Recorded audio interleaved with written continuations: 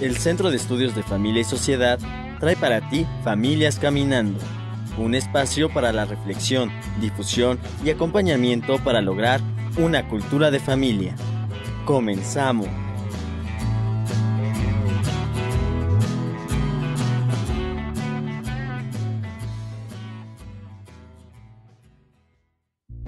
Nuestro mensaje para ti.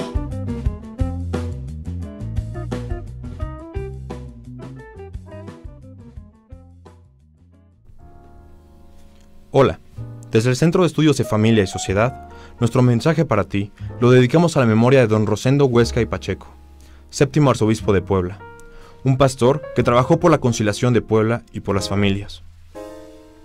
El sábado 25 de noviembre, el día anterior a la fiesta de Cristo Rey, con la que se concluye el calendario litúrgico, don Rosendo Huesca y Pacheco, séptimo arzobispo de Puebla, entregó su alma al Señor. La arquidiócesis de Puebla, el clero, las comunidades religiosas y los fieles laicos han acudido a despedirlo en la capilla del Seminario Palafoxiano y en la catedral. Nosotros, desde el Centro de Estudios de Familia y Sociedad de la UPAEP, nos sumamos a los actos de homenaje y reconocimiento filial a don Rosendo, en quien reconocemos un pastor prudente y conciliador, que trabajó incesantemente por establecer las bases de la reforma de la Iglesia poblana de acuerdo a las inspiraciones del Concilio Vaticano II. Y queremos reconocer su trabajo arduo para transformar la convivencia civil y buscar formas de conciliación en medio de la división social e ideológica que prevaleció en Puebla durante varias décadas. Don Rosendo nació en Santa María de Jutla, Oaxaca, en 1932. Inició sus estudios eclesiásticos en el Seminario Palafoxiano y los continuó en Roma, en la Universidad Gregoriana, donde obtuvo la licenciatura en Derecho Canónico y en Teología. En 1956 fue ordenado sacerdote. Además, hizo estudios de psicología y pedagogía en Fordham University. Llegaría a ser rector del seminario poblano. Pablo VI lo hizo obispo auxiliar en 1970, bajo la guía de don Octaviano Márquez, y en el año 1977, arzobispo de nuestra arquidiócesis, en cuya cátedra permaneció durante 32 años, para ser relevado en 2009 por don Víctor Sánchez Espinosa, actual arzobispo. Don Rosendo vio nacer a la UPAEP, y vio los acontecimientos que propiciaron la separación de las tres facultades de la Universidad Autónoma de Puebla, en un entorno de gran pluralización, de confrontación, que afortunadamente no trascendió más allá de algunas, aunque lamentables incidencias de violencia. En medio de la crispación social y las tensiones internas derivadas de las reformas eclesiales impulsadas por el Concilio Vaticano II, don Rosendo supo mantenerse como un guía claro y prudente. Entre la conflictividad de católicos de izquierda y de derecha, no sin resentir en su persona y en su trabajo las incomprensiones y algunos ataques, perseveró como guía y centro de referencia para la vida eclesial. De su firmeza y fortaleza todos nos hemos beneficiado. En la convivencia civil mantuvo la interlocución con todos, especialmente con las universidades. Fungió como catedrático de la UAP, después tomaría la sigla de la Benemérita. Se sentía a gusto asistiendo a la UDRA, a la que era frecuentemente invitado de forma casi privada. Su relación con la UPAEP fue creciendo pausadamente, hasta lograr una confianza un poco más que diplomática. En los últimos años de su ministerio episcopal, llegó a referirse a ella como mi universidad.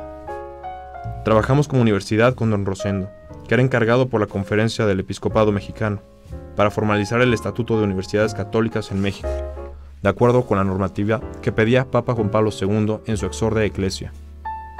Don Rosendo ha construido instituciones importantes para la vida social y eclesial de Puebla. Fue sensible a la dimensión de la caridad.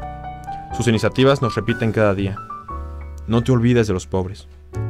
Fundó Cáritas para promover y encauzar las obras caritativas en respuesta a los necesitados.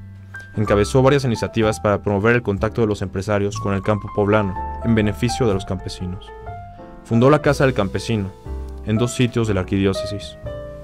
Otro signo de su sensibilidad y diligente dedicación de pastor es la Casa de la Familia, Juan Pablo II, un lugar en el que actúan diversas asociaciones e iniciativas de apostolado y servicio a las necesidades de la familia.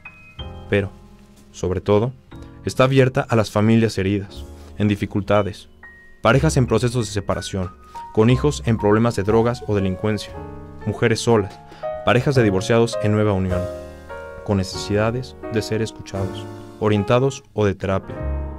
En la Casa de la Familia, que se encuentra en la 9 Oriente número 9, hay un lugar de acogida, acompañamiento y discernimiento para todas las familias.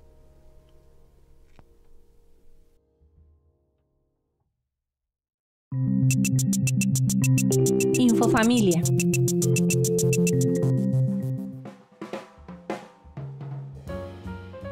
Discapacidad. Este 3 de diciembre se celebró el Día Internacional de las Personas con Discapacidad. Fue declarado en 1992 por la Asamblea General de las Naciones.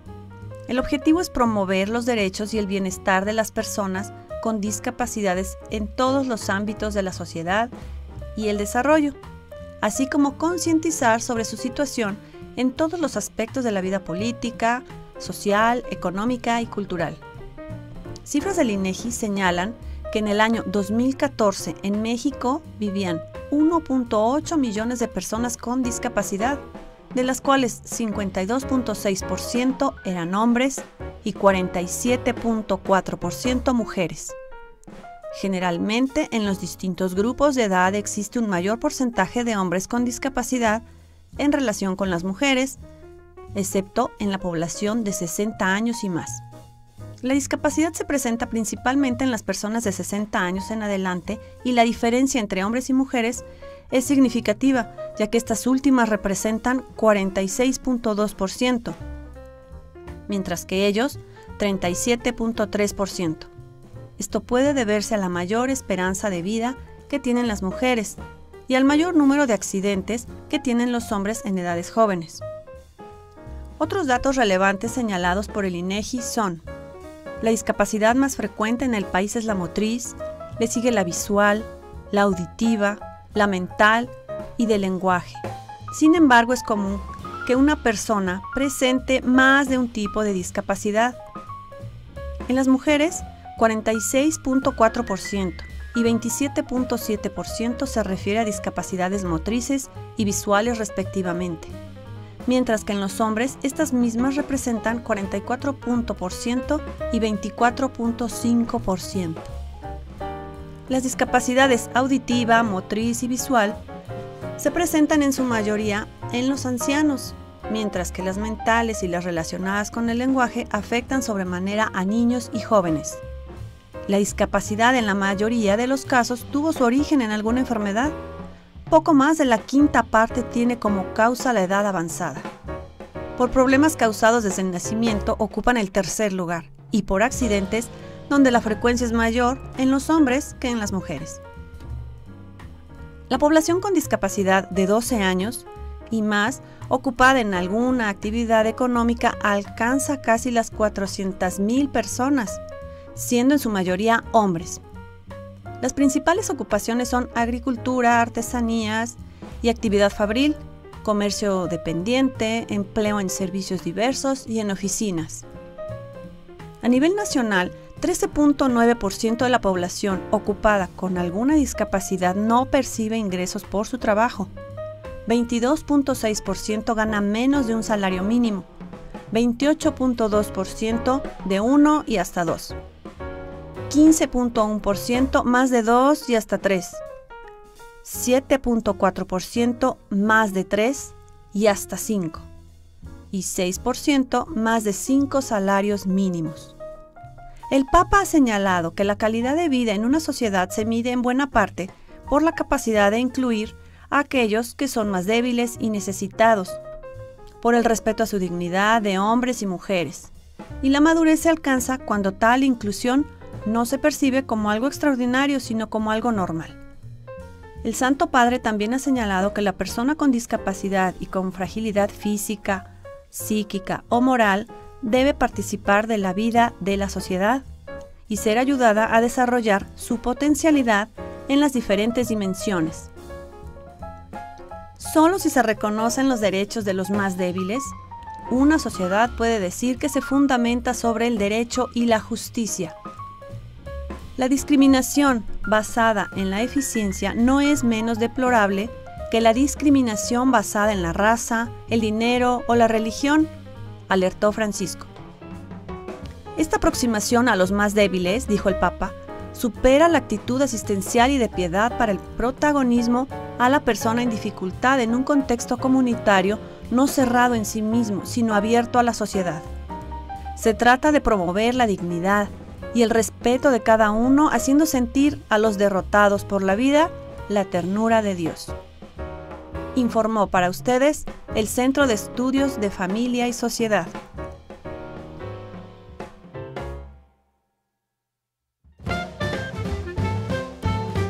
Lo que se escucha en los pasillos.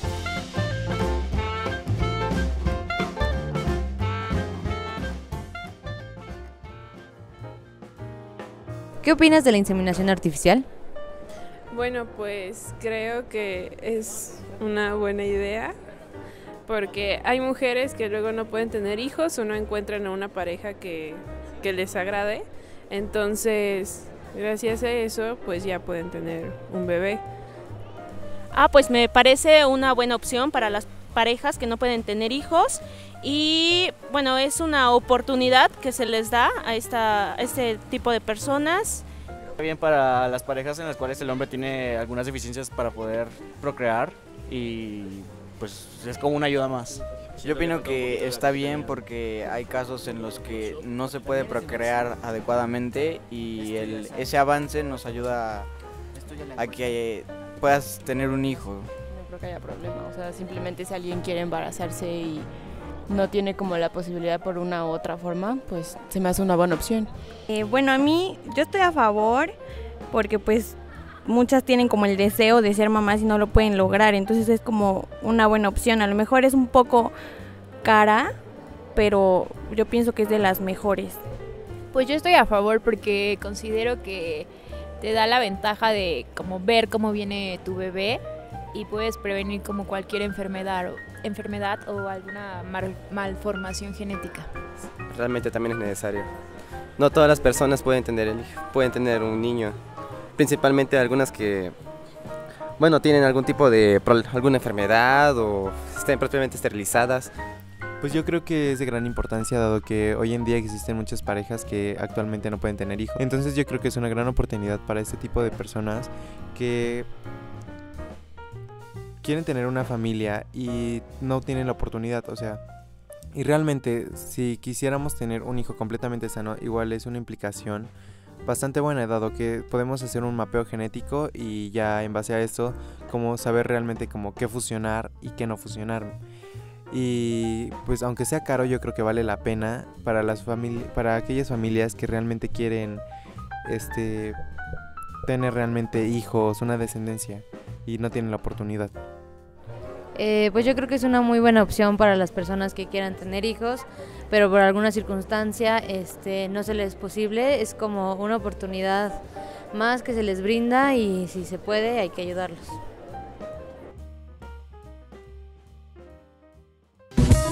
Nuestro tema del día.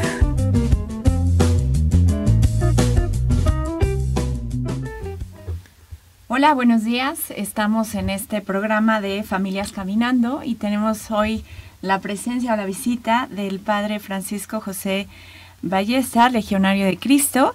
Nos está visitando de la Universidad Ateneo Pontifice Regina Apostolorum, de la Facultad de Bioética. Lo hemos tenido pues un par de semanas en la universidad hablándole a los chicos de medicina en temas pues profundos, en temas muy interesantes en todo este aspecto de la bioética, y hoy lo tenemos aquí con nosotros para hablar un poco de la Iglesia ante las técnicas de reproducción asistida, y pues bueno, vamos a hablar de ello. Muchas gracias, Padre, por estar con nosotros.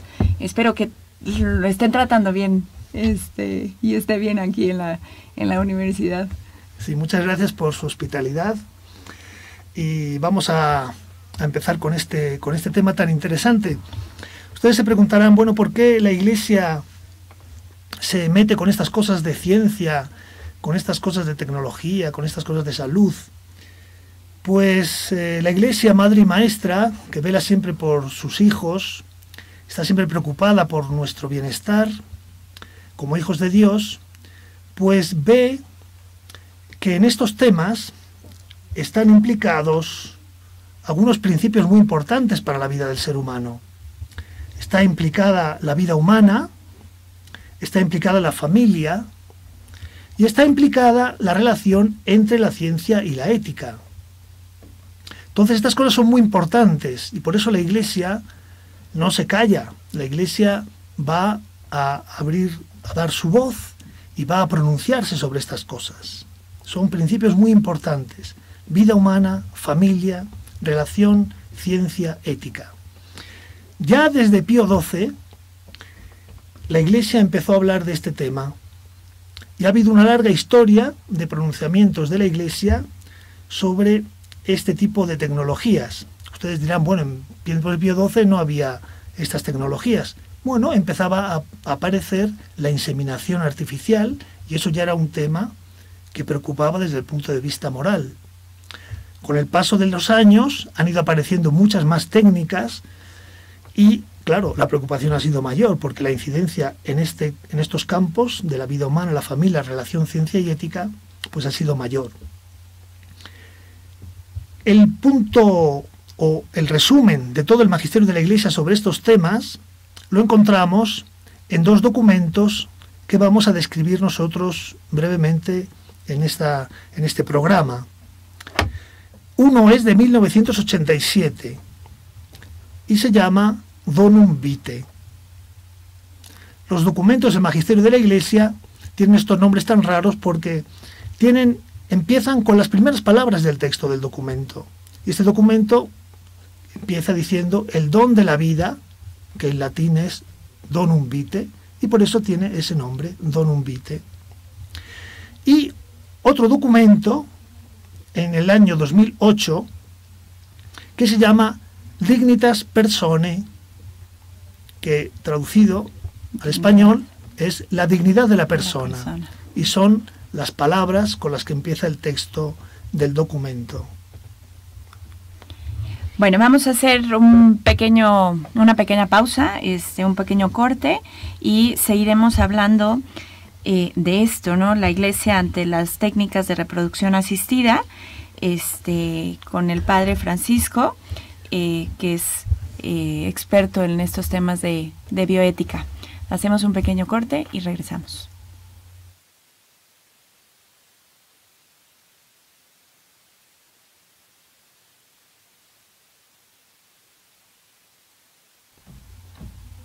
Bienvenidos otra vez a este programa de Familias Caminando.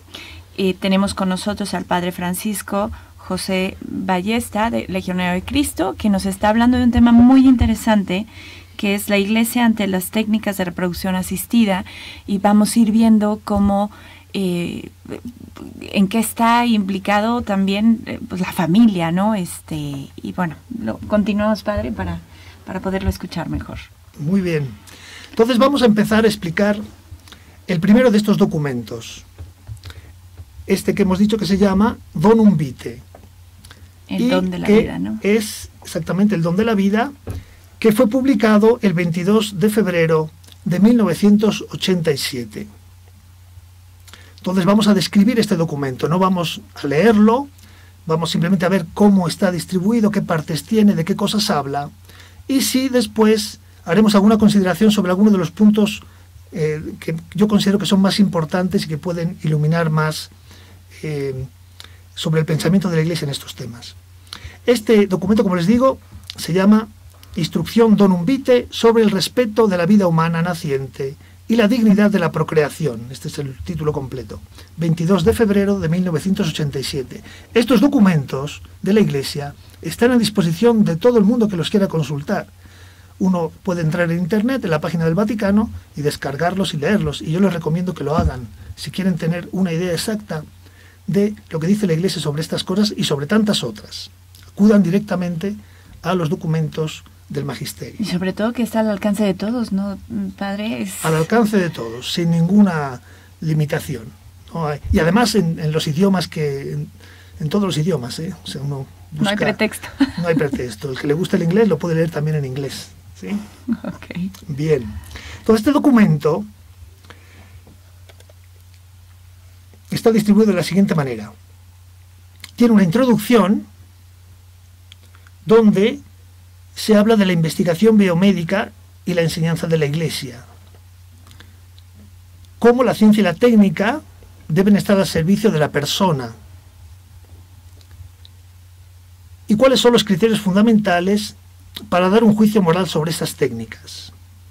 Fundamentalmente una parte introductoria. La parte, luego tiene 3 partes, ya que son el cuerpo del documento. La parte primera habla del respeto de los embriones humanos. Ustedes dirán, bueno, ¿qué tiene que ver esto con las técnicas de reproducción asistida? Pues hay que saber que todo el desarrollo de las técnicas de reproducción asistida, sobre todo la fecundación in vitro y todas las técnicas extracorpóreas, una finalidad que tenía escondida, que no se decía mucho, era precisamente poder disponer de embriones para investigación y para experimentación. Esto ya lo decían los iniciadores de estas técnicas en Inglaterra, los que fueron los papás de la primera niña probeta en el 1978. Ya ellos estaban diciendo que los embriones que sobraran de la realización de esas técnicas podrían servir a la medicina, a la ciencia, para la investigación. Algo muy grave, algo muy grave. Por eso la instrucción Donum Vitae lo primero que hace es reflexionar sobre esto, el respeto de los embriones humanos. Y hace una serie de preguntas a las que responde, ¿verdad? Nosotros vamos a enunciar aquí las preguntas, que es como está distribuido el documento. Primera, ¿qué respeto se debe al embrión humano en virtud de su naturaleza e identidad? Desarrollará la respuesta a esta pregunta, ¿verdad? Siguiente, ¿es moralmente lícito el diagnóstico prenatal? Tercera, ¿son lícitas las intervenciones terapéuticas sobre el embrión humano? Cuarta, ¿cómo valorar moralmente la investigación y la experimentación sobre embriones y fetos humanos? Quinta, ¿qué juicio moral merece el uso para la investigación de embriones obtenidos mediante la fecundación in vitro? Sexta, ¿qué juicio merecen los otros procedimientos de manipulación de embriones ligados a las técnicas de reproducción humana? La respuesta en el documento, ¿verdad? Yo no voy aquí a explicar todo esto o a dar todas estas respuestas. Las respuestas están escritas ahí. Y les invito a que vayan a buscarlas, si tienen dudas en estos campos, vayan a buscarlas, las respuestas en el documento. La parte segunda del documento, de esta instrucción Donum Vitae, ya sí va sobre las intervenciones sobre la procreación humana. Divide estas intervenciones en 2 grupos. Las que usan gametos de los esposos y las que usan gametos donados. Empezando por estas últimas, las que llama fecundación artificial heteróloga, a esas técnicas que usan gametos donados, se hace 3 preguntas el documento y responde a ellas. ¿Por qué la procreación humana debe tener lugar en el matrimonio? Segunda, ¿es conforme la fecundación artificial heteróloga, es decir, con gametos de donantes, con la dignidad de los esposos y con la verdad del matrimonio? Tercero, ¿es moralmente lícita la maternidad sustitutiva, la maternidad subrogada? Estas son las 3 preguntas que el documento responde en esta parte. Refiriéndose dentro de esta segunda parte a la fecundación artificial con gametos de los esposos, se hace otras 4 preguntas, otras 5 preguntas. O más bien 4 preguntas y una consideración importante sobre la que profundizaremos después. La primera de ellas es, ¿qué relación existe o debe existir entre procreación y acto conyugal desde el punto de vista moral?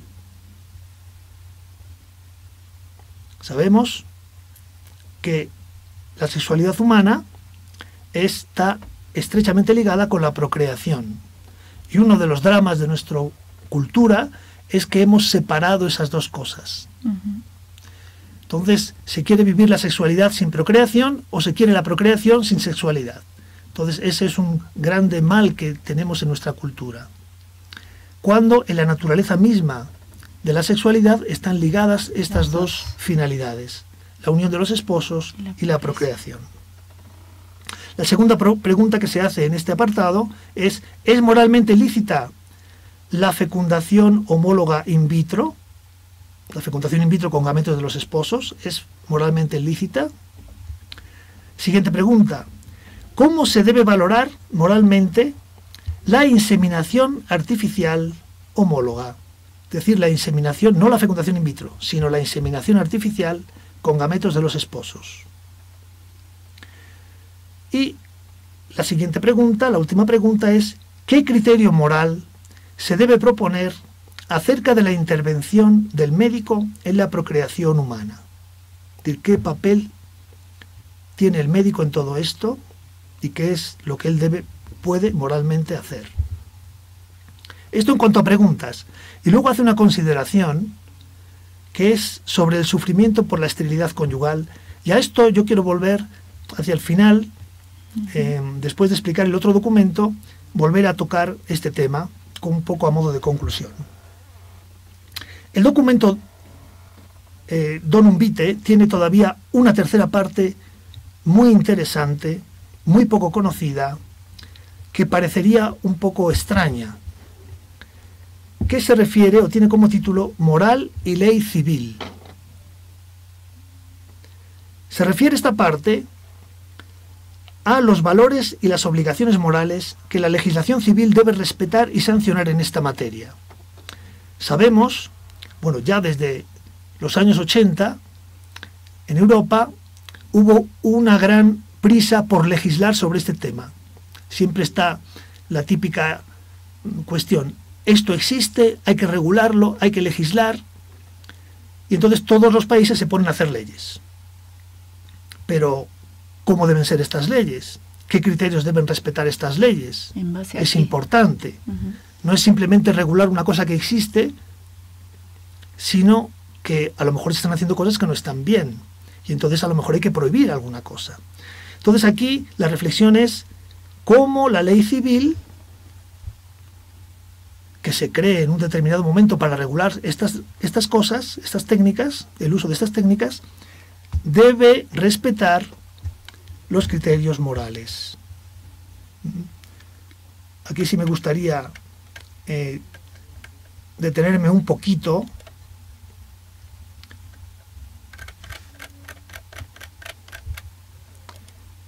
para que nos demos cuenta de lo que la ley civil está obligada a hacer en este campo.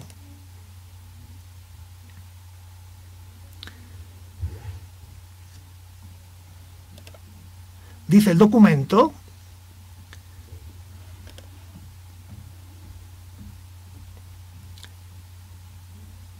que la ley no podrá tolerar, es más, deberá prohibir explícitamente que seres humanos, aunque estén en estado embrionario, puedan ser tratados como objetos de experimentación, mutilados o destruidos, con el pretexto de que han resultado superfluos o de que son incapaces de desarrollarse normalmente. Es decir, cualquier ley en este campo que se quiera construir, que se quiera elaborar, tiene que prohibir esto. Si no, no es una ley justa. Si no, no es una ley moral.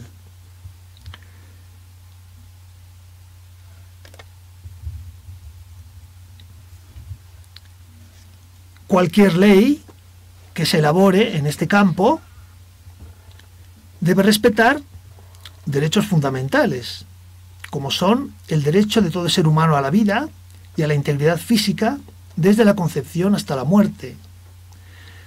Debe respetar los derechos de la familia y del matrimonio como institución y el derecho de los hijos a ser concebidos, traídos al mundo y educados por sus padres.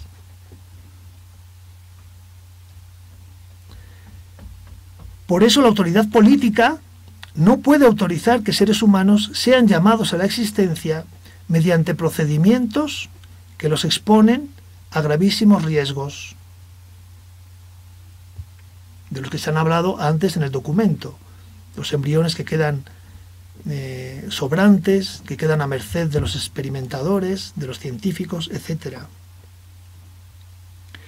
Y así, que sepamos, como consideración final sobre este punto, que no toda ley civil, por el hecho de aprobarse y de existir, es una ley justa, que la ley civil se debe someter a la moral, a la ética, y no es independiente de la ley moral. Por eso el documento se detiene en este punto, porque en ese tiempo, en 1987, había muchos países que estaban legislando sobre estos temas. Muy bien, padre, pues muy interesante lo que dice este documento y la postura de la Iglesia, que siempre nos va a dar una luz para poder actuar a favor de la persona, a favor del matrimonio, a favor de la familia. Y no es que nos impida, no es que, sino siempre va a haber más allá, va a haber algo mejor. Y a veces de inicio algunas personas lo pueden ver como agresión, ¿no? Lo pueden ver como imposición. Y si vemos un poquito y estudiamos un poquito a fondo, podemos ver que no es eso, sino es por nuestro bien, ¿no? El ir en contra de nuestra propia naturaleza humana, el jugar con la vida, eso tiene consecuencias. Sí, hablaremos del segundo documento, un poquito más adelante, y veremos que el segundo documento concluye con una reflexión de este tipo que usted hacía. Cómo cada no que la Iglesia da o dice con relación a estas cosas es realmente un sí de apertura a la felicidad plena del ser humano. Okay. Es decir, el no es necesario a determinadas cosas si queremos ser realmente felices y realizarnos como personas. No podemos permitirnos todo. Hay que decir no a determinadas cosas que perjudican esa realización de la persona. Y tenemos que estar abiertos para esa parte. Bueno, vamos a un pequeño corte. Regresamos en breve. Gracias.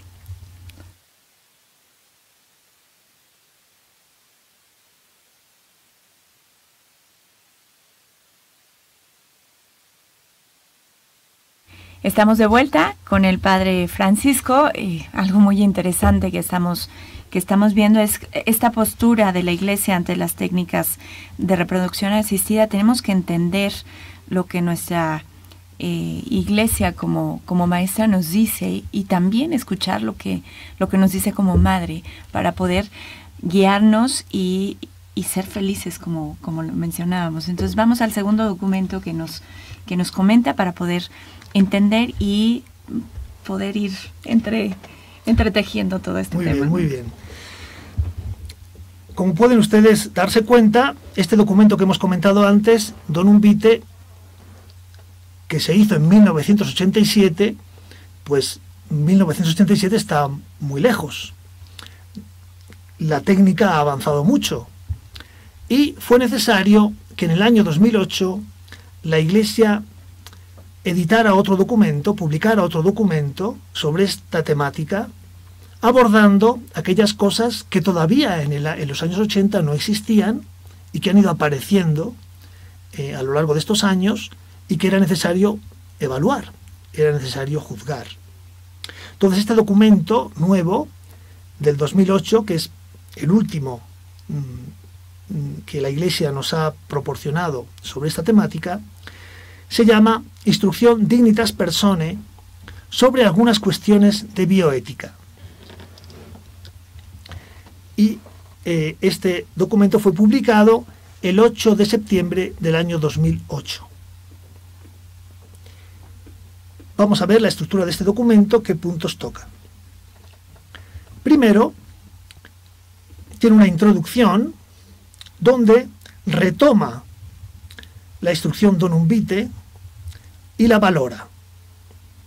Entonces, comienza el documento valorando la enseñanza de Donum Vitae. Y también expone los motivos por los cuales ha sido elaborado el nuevo documento. Las nuevas tecnologías biomédicas que provocan nuevos interrogantes es uno de los motivos, y otro motivo es aclarar temas que ya fueron tratados en Donum Vitae, pero que se requiere profundizar y aclarar. Habla también un poco del variado panorama filosófico y cultural en el que nos encontramos y de las actitudes de la Iglesia con relación a la ciencia. Toca este punto en un modo muy particular porque hay un prejuicio muy extendido entre las personas que la Iglesia es contraria a la ciencia, y eso no es cierto.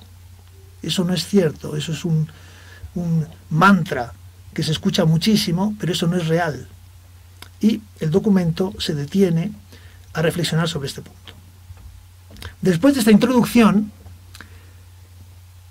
viene 3 partes. El cuerpo del documento son 3 partes. La primera está dedicada, viene titulada así: Aspectos antropológicos, teológicos y éticos de la vida y la procreación humana. Es realmente una dosis de fundamentación filosófico-teológica muy grande, que no existía en Donum Vitae. Donum Vitae era más responder a preguntas muy concretas. Y en Dignitas Personae se ha visto, a lo largo de los años se vio la necesidad de introducir esta fundamentación antropológica y teológica y ética. Por eso el documento comienza con esta parte primera dedicada a este asunto. Dice así: los 2 principios fundamentales a considerar son: el ser humano debe ser respetado y tratado como persona desde su concepción. Y segundo, una procreación verdaderamente responsable en relación al que va a nacer debe ser el fruto del matrimonio.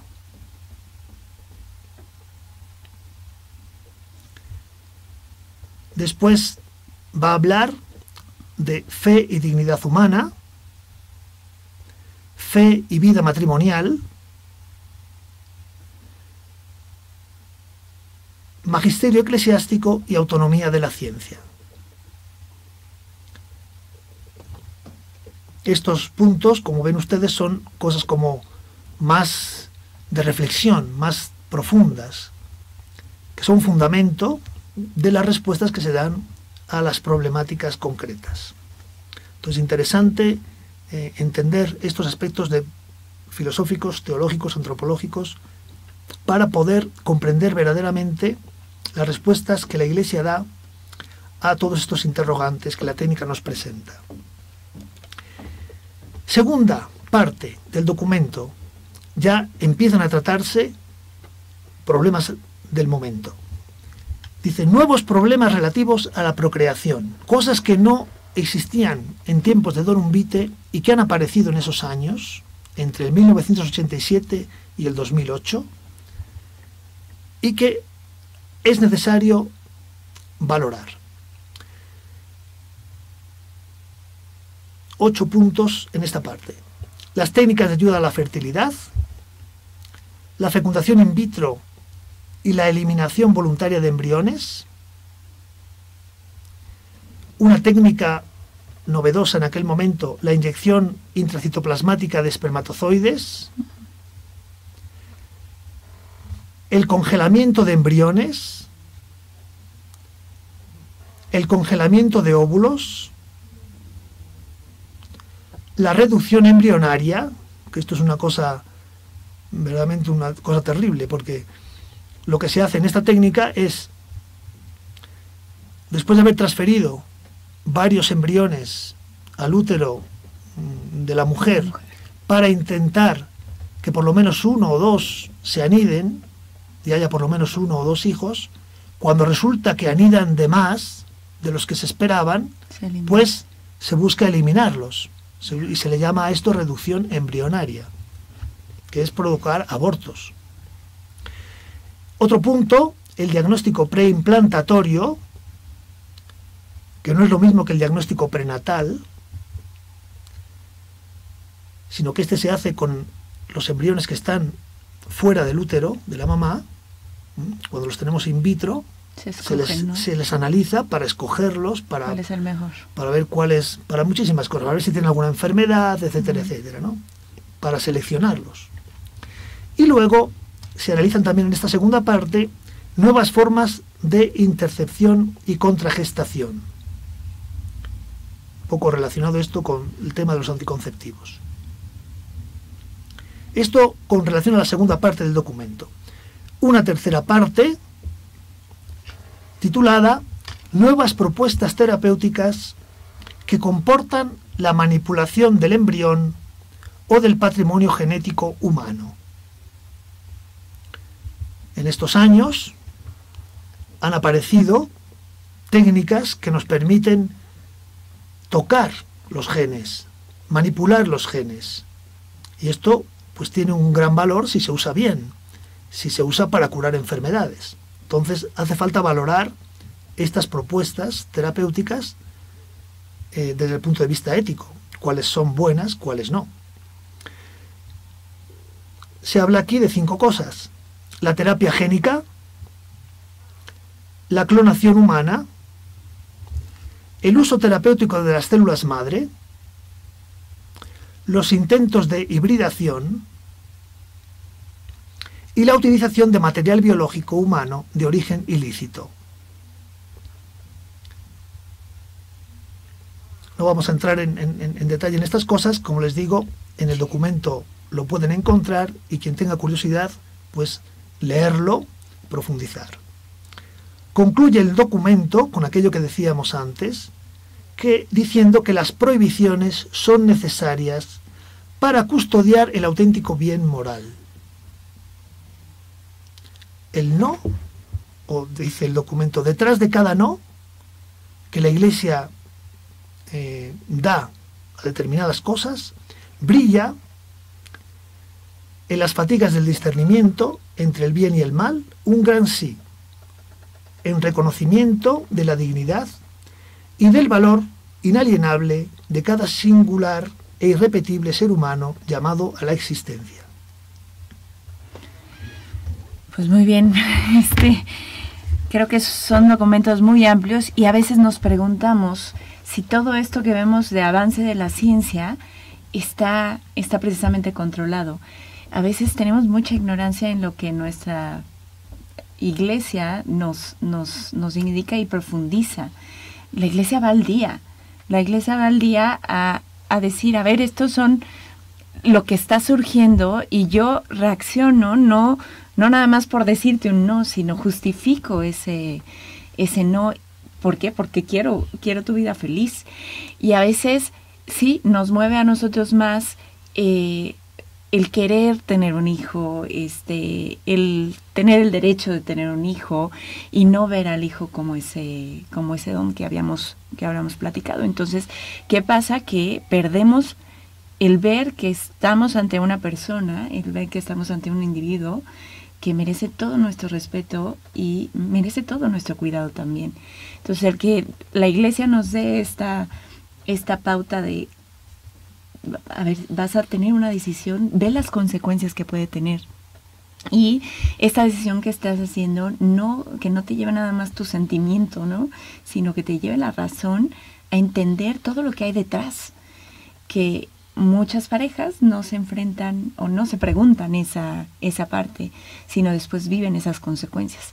Entonces nos quedamos ahorita con esto, vamos a una pequeña pausa para regresar pues a esta reflexión, ¿no? Muchas gracias. Volvemos en unos minutos. Entonces lo que yo voy a hacer.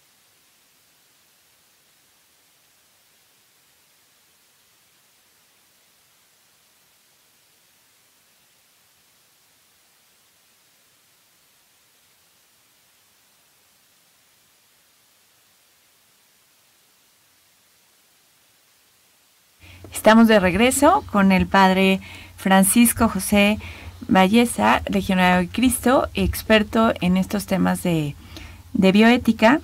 y estamos entendiendo qué es lo que nos dice la Iglesia ante todas estas técnicas de reproducción. Estamos analizando 2 documentos que nos hablan de ello, nos abre una nueva puerta, bueno, no nueva, sino más bien muchos no conocemos o no profundizamos en estos temas, y es importante saber que sí hay una respuesta, que sí hay documentos que nos hablan de posibles consecuencias. Y pues bueno, gracias por estar aquí, padre, y seguimos reflexionando en esto. Muy bien, hemos visto, analizado estos 2 documentos, la estructura que tienen, los contenidos, los temas que tocan, y para terminar, yo quisiera detenerme, volver a Donum Vitae, a esa parte segunda, a esa consideración que el documento hace sobre el sufrimiento por la esterilidad conyugal. La Iglesia, madre y maestra, entiende esta circunstancia. No es ignorante de este sufrimiento de los esposos que quieren tener un hijo y no pueden. Pero también es consciente de que eso no justifica cualquier cosa.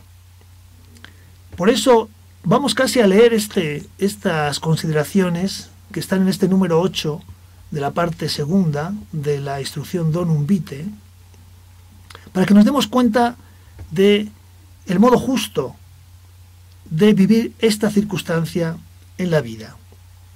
Dice así el número: el sufrimiento de los esposos que no pueden tener hijos o que temen traer al mundo un hijo minusválido es una aflicción que todos deben comprender y valorar adecuadamente. Por parte de los esposos, el deseo de descendencia es natural. Expresa la vocación a la paternidad y a la maternidad inscrita en el amor conyugal. Este deseo puede ser todavía más fuerte si los esposos se ven afligidos por una esterilidad que parece incurable. Sin embargo, el matrimonio no confiere a los cónyuges el derecho a tener un hijo, sino solamente el derecho a realizar los actos naturales que de suyo se ordenan a la procreación. Un verdadero y propio derecho al hijo sería contrario a su dignidad y a su naturaleza. El hijo no es algo debido y no puede ser considerado como objeto de propiedad. Es más bien un don, el más grande y el más gratuito del matrimonio, y es el testimonio vivo de la donación recíproca de sus padres. Por ese título, el hijo tiene derecho a ser el fruto del acto específico del amor conyugal de sus padres, y tiene también el derecho a ser respetado como persona desde el momento de su concepción. Los esposos que se encuentran en esta dolorosa situación están llamados a descubrir en ella la ocasión de participar particularmente en la cruz del Señor, fuente de fecundidad espiritual. Los cónyuges estériles no deben olvidar que incluso cuando la procreación no es posible, no por ello la vida conyugal pierde su valor. La esterilidad física, en efecto, puede ser ocasión para los esposos de hacer otros importantes servicios a la vida de las personas humanas, como son, por ejemplo, la adopción, los varios tipos de labores educativas, la ayuda a otras familias, a los niños pobres o minusválidos. Muchos investigadores se han esforzado en la lucha contra la esterilidad. Salvaguardando plenamente la dignidad de la procreación humana, algunos han obtenido resultados que anteriormente parecían inalcanzables. Se debe impulsar a los hombres de ciencia a proseguir sus trabajos de investigación con objeto de poder prevenir y remediar las causas de la esterilidad, de manera que los matrimonios estériles consigan procrear respetando su dignidad personal y la de quien ha de nacer. Unas palabras muy sabias, muy centradas y que pueden ayudar a tantas parejas que tienen dificultades para concebir a vivir esa situación con serenidad. El mundo no se termina, el mundo no se acaba con esa situación. Hay que vivir eso con paz, con tranquilidad y dejándose inspirar por estos pensamientos que la Iglesia Madre y Maestra nos presenta en este documento. Muy bien, padre. Pues bueno, aquí surgen como muchas dudas, muchos comentarios, el por qué. A ver, sí, ya entendemos la postura de la Iglesia, ya entendemos que es maestra, que también comprende el corazón de todos nosotros y por eso también es madre. Yo creo que aquí, y vale la pena en otra ocasión ahondarlo, a veces nos encontramos no con la correcta información, sino que los doctores, que otras personas, la sociedad entera y demás, nos lleva a querer un hijo por quererlo y no verlo como un don, como todo lo que nos acaba de describir. Pero también nos lleva a no darnos cuenta de esas consecuencias, ¿no? Yo en esta ocasión me viene a la mente algunos casos que he tenido como muy cercanos de se les pone tan fácil. Un doctor que llega y les dice a una pareja, es muy fácil, mira, nada más sacamos de ti los óvulos, sacamos de ti los espermatozoides, los fecundamos y después los ponemos, ¿no? Y hasta ahí. Entonces se les hace muy fácil a los esposos de este problema, tiene una solución muy rápida, ¿no? Y de repente me tocó el caso en particular de una amiga cercana que no dijo nada, hicieron la inseminación y se acercó hasta después conmigo y me dijo, necesito un consejo. Ya tenía 2 hijos, producto de inseminación artificial, nosotros no estábamos muy enterados, y le dijo, el doctor va a cerrar su clínica y me está preguntando qué quiero hacer con mis 10 embriones. Y dijo, ¿cómo? A ver, doctor, a mí nunca me dijo que iba a guardar mis embriones, que iba a sacar tantos, que yo tenía tantos hijos guardados, congelados, y que yo tenía que tener una decisión. Entonces las 3 opciones que le dio fue, 1, los descongelamos, los tiramos a la basura. 2, los damos en adopción. 3, te inseminamos todos. A ver cuál pega. El encontrarse con esa situación creó en ella y en su esposo toda una cuestión que ellos no sabían. Ellos sí decían, si yo hubiera sabido, ahorita ya tengo el fruto de esos 2 hijos y estoy encantada, pero no quiero más, no quiero 10. Y si a mí me hubieran dicho esto, igual y lo hubiera pensado 2 veces, aunque estoy con la felicidad de tener 2 hijos. Entonces yo creo que hoy en día esa falta de información, esa falta de cada acto que hacemos tiene una consecuencia, es muy fuerte. Al final del día hubo un divorcio, hubo una separación, entonces viene un sufrimiento mayor en esa familia. Ella se ha dedicado a trabajar, hay un abandono también de esos 2 chiquitos, porque la decisión que se tomó fue eliminar esas vidas. Y no digo que la consecuencia por eliminar esas vidas haya sido el divorcio y la situación, no, a ver, puede ser una parte, no lo sé, pero sí el conocer o la falta de conocimiento de las decisiones que tomamos como pareja ante nuestra familia, pues está latente, ¿no? Y si tiene consecuencias, sí, deberíamos de conocer un poquito más profundo esto. Entonces, nos queda claro lo que la Iglesia nos dice, lo que la Iglesia nos marca, por ser esa Iglesia como madre, esa Iglesia como maestra. Necesitamos informarnos más. Necesitamos quitarnos ese aspecto de quiero ser, ¿no? Yo tengo el derecho, sino profundizar en que es algo más trascendente. El ser mamá, el ser papá, sigue siendo un don. es muy fácil decirlo a aquella persona que en mi caso tengo 4 hijas, ¿no? Y no he pasado por ese sufrimiento, pero puedo entender ese sufrimiento. Puedo yo imaginarme el no tenerlas.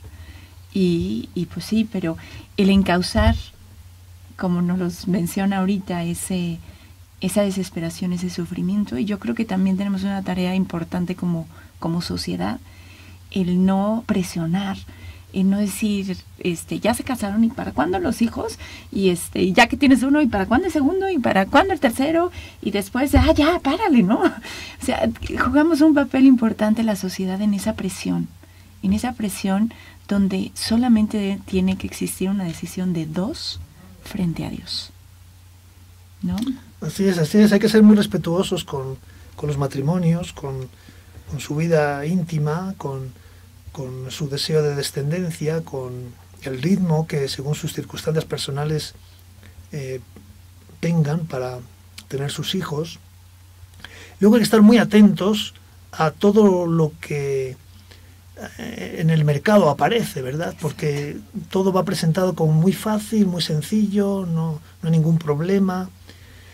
Y realmente las personas que se meten en estos líos, que entran encandiladas, pues lo que nadie te dice es lo que sufren, ¿verdad? Los que no logran este objetivo que querían, el calvario por el que han pasado y la cantidad de sorpresas con las que se han encontrado. Por eso es muy importante no meterse en estas cosas, dejarse guiar por lo que la Iglesia nos dice, interiorizar estas enseñanzas y vivir esta situación, si nos sucede, si es parte de nuestra vida, vivirla con una gran serenidad, con una gran paz y no queriendo a toda costa pues tener un hijo, porque si no lo tengo, qué feo, y qué dicen mi amiga, y qué dicen mi familia, y todos me tachan y me dicen, ay, no, eso no me tiene que importar en absoluto, ¿verdad? No me tiene que importar en absoluto, no tengo que estar buscando un hijo para satisfacer a otros, ni siquiera para satisfacerme a mí mismo, porque un hijo, como nos dice la Iglesia, es un don, y tenemos que estar preparados para acogerlo si llega, y también, pues si no llega, pues no pasa nada, ¿verdad? Porque es un don. Y ver esa tranquilidad de... También hay otros niños que piden ser adoptados, son otras opciones, ¿no? Y pues bueno, a mí me queda claro el cómo pues la Iglesia sigue siendo esta guía y no la veamos como una imposición, no la veamos como ay, ahí viene la Iglesia a decirnos que sí, que no, sino lo veamos como está viendo por tu felicidad y lucha por tu felicidad.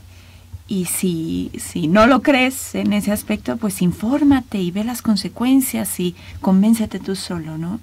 Entonces, pues bueno, pues muchísimas gracias, Padre, por estar con nosotros. Gracias por toda esta enseñanza que también le deja a nuestros chicos de medicina, que es importante que un doctor tenga esta visión clara, no nada más de lo que dice la Iglesia en una universidad católica, sino en ver realmente la ciencia hacia dónde se dirige, y si una ciencia está dirigida a descubrir a Dios, porque ese es el fin de una ciencia, ¿no? El descubrir a alguien supremo. No somos nosotros quienes inventamos todo o creamos todo, sino nos debe de llegar a acercarnos a alguien supremo, en este caso Dios. Pues bueno, podemos tener esta ética, podemos tener esta línea que seguir, ¿no? Entonces, pues muchas gracias, Padre, por todo. A ustedes. Y gracias a todos por acompañarnos a estas dos programas que han sido muy, muy interesantes. Y pues bueno, nos vemos el próximo lunes. Gracias.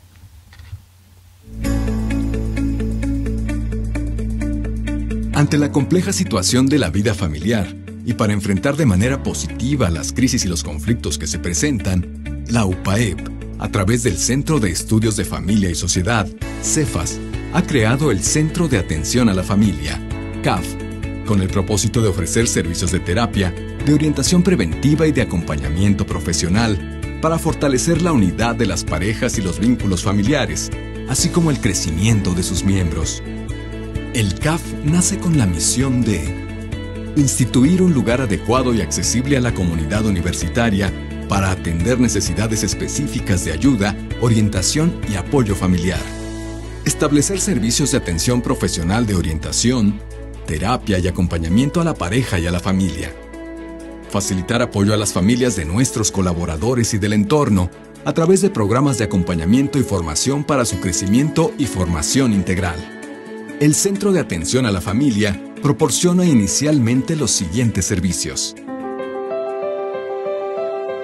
Ante las dificultades y decisiones de la vida familiar, ofrecemos los servicios de orientación y consultoría familiar. Ante crisis y problemas de pareja y de familia, contamos con servicios de terapia que ayuden a crecer en la comunicación de la pareja. A través de los servicios de terapia del lenguaje y apoyo psicopedagógico a niños y jóvenes, promovemos los procesos de inclusión. Diseñamos e impartimos programas de formación para parejas, matrimonios, padres de familia, que ayuden a crecer en el amor, el perdón y la inclusión. Los programas de formación que ofrece el CAF están relacionados con el Programa de Formación Integral PFI. La UPAEP cree que el crecimiento profesional de sus colaboradores podrá ser más pleno en tanto las relaciones familiares, con la pareja, con los hijos y la familia extensa, sean más sanas y armónicas. Por ello, hemos procurado que estos servicios sean accesibles a nuestra comunidad. La UPAEP, que aspira a ser una institución con responsabilidad familiar, a través del Centro de Atención a la Familia, busca fortalecer a la familia, especialmente acoger e integrar a las familias que se encuentran en desventaja, y de este modo, promover un gran proceso de renovación social, marcado por la solidaridad, la subsidiariedad y la construcción del bien común. El Centro de Atención a la Familia cuenta con una cartera amplia de terapeutas y orientadores externos. Iniciamos ofreciendo los servicios a todos los miembros de la comunidad universitaria. ¿Cómo puedes entrar en contacto con nosotros? Llamándonos al 243-8942 o enviándonos un correo a caf@upaep.mx. Estamos ubicados en la calle 19 Sur, número 1310, Barrio de Santiago.